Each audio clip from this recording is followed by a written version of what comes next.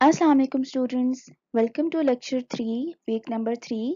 हमने अपने last lecture में अपना न्यू चैप्टर स्टार्ट किया था which is elements and compounds, और हमने उस लेक्चर में डिस्कस किया था कि एलिमेंट क्या होता है। उसकी हमने डेफिनेशन पढ़ी थी, the substance which can not be further broken down. ठीक है, जो फर्दर ब्रेक डाउन ना हो सके उसको हम लोग एलिमेंट कहते हैं। फिर हम लोगों ने ये बात भी देखी थी, क्या वाटर एक एलिमेंट है? तो हमने ये कंक्लूड किया था कि वाटर एक एलिमेंट नहीं है, लेकिन वाटर जिन एलिमेंट से मिलके बना हुआ है वो सिंपलर सब्सटेंसेस हैं, वो एलिमेंट्स हैं जो कि हैं हाइड्रोजन और ऑक्सीजन। ठीक है, फिर हमने एलिमेंट्स की थोड़ी सी प्रॉपर्टीज देखी थी, ज़्यादा तो नहीं, बस थोड़ी सी हमने डिस्कस किया था। एलिमेंट का इंट्रोडक्शन था बेसिकली वो।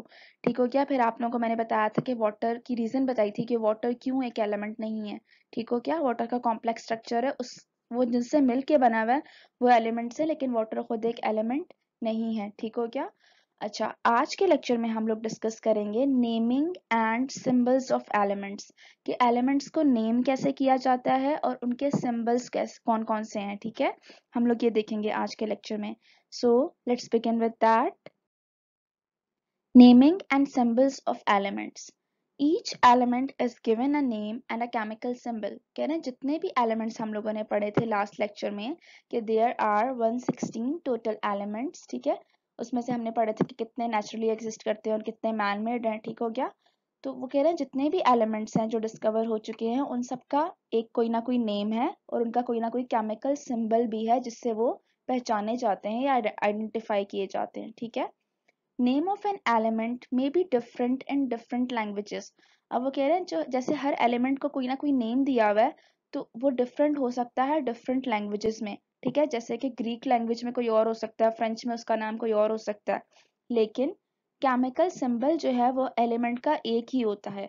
Chemical symbol of an element is the same through out the world. सारी दुनिया में एक ही सिंबल होगा इस एक एलिमेंट का। ठीक है, किसी और सिंबल से उसको रिप्रेजेंट नहीं करेंगे। और इंटरनेशनल लेवल पे मतलब कि वर्ल्ड वाइड सारे मुल्कों में, सारी दुनिया में अगर कोई एक सिंबल से रिप्रेजेंट हो रहा है एक एलिमेंट, तो वो उसी सिंबल से रिप्रेजेंट होगा, किसी और सिंबल से नहीं हो सकता। लेकिन हो सकता है कि उस एलिमेंट का नेम डिफरेंट हो लेकिन सिंबल सेम रहेगा। ठीक हो गया। अच्छा, the table below shows the names and chemical symbols of some common elements। ठीक हो गया।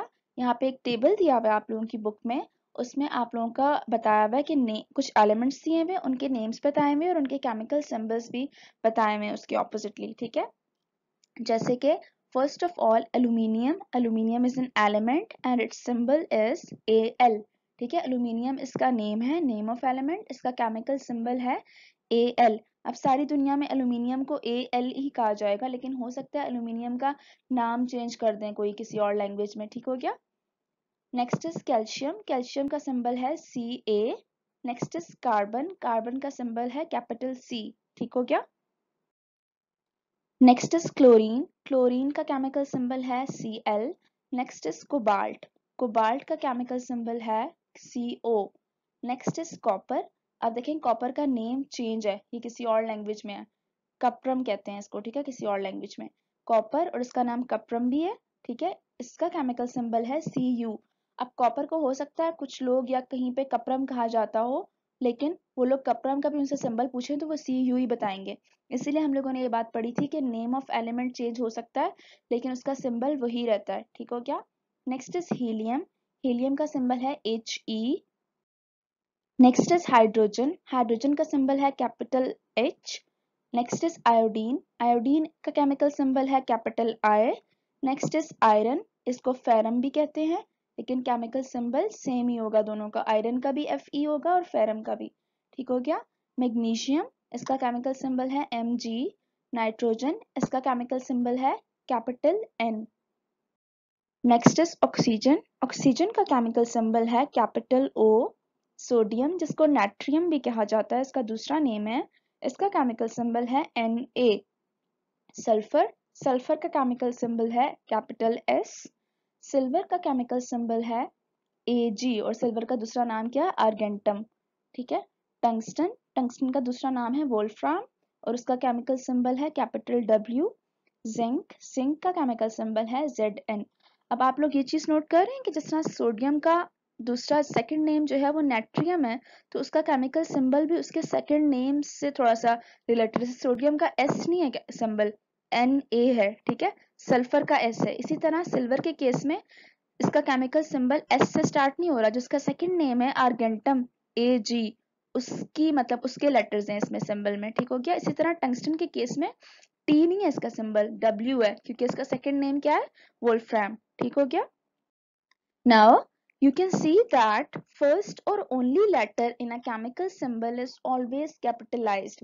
अब आप लोगों ने chemical symbols में देखा है, जिस तरह aluminium था, copper था, calcium था, first जो letter होता है वो हमेशा capital होता है। जैसे हम लोगों ने calcium के केस में देखा Ca लिखा हुआ था, तो C capital था और A small था।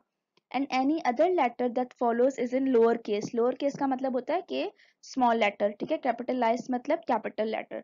तो आप लोगों ने सिंबल्स में ये चीज नोट करनी है कि एल्यूमिनियम है या कॉपर है या कैल्शियम है, कोई भी एलिमेंट है, उसका जो केमिकल सिंबल है, तो उसमें हम लोग केमिकल सिंबल में दो लेटर्स आ रहे हैं, तो फर्स्ट वाला जो लेटर है वो कैपिटलाइज हुआ हुआ है, और जो सेकंड वन लेटर है वो क्या है, स्मॉल है या लोअर केस है। For example O for oxygen, ठीक है, हम लोगों ने ऑक्सीजन के केस में पढ़ा कि इसके सिंबल में एक ही लेटर आता है जो कि O है, और उसको हम हमेशा कैपिटल करके लिखते हैं। जिस तरह एल्यूमिनियम में हम लोगों ने पढ़ा कि एल्यूमिनियम का सिंबल है Al, तो फर्स्ट लेटर हमेशा कैपिटलाइज होगा जैसे कि वो लोग बता रहे हैं, और सेकंड लेटर L होगा वो लोअर केस या फिर स्मॉल लेटर से रिप्रेजेंट होगा। इसी तरह same is the case with copper. Copper का जो सिंबल है वो Cu है, तो C कैपिटल है और जो U है इसके साथ वो स्मॉल है, ठीक हो गया। अच्छा, ये था आपका आज का लेसन।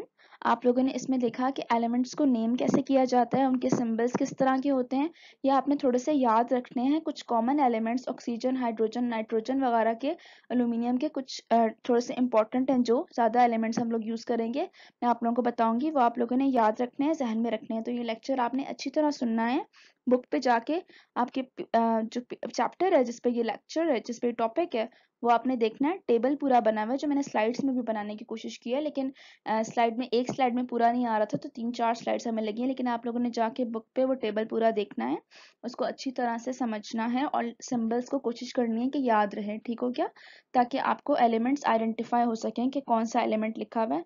नाम नहीं लिखे होते एलिमेंट्स के, अक्सर सिर्फ सिंबल्स लिखे होते हैं, ठीक हो गया। कोई चीज़ समझ में नहीं आती तो आप लोग मुझसे पूछ सकते हैं। अपने नेक्स्ट लेसन में इंशाल्लाह हम लोग क्लासिफिकेशन ऑफ एलिमेंट्स पढ़ेंगे, ठीक हो गया। Thank you so much for watching, take care.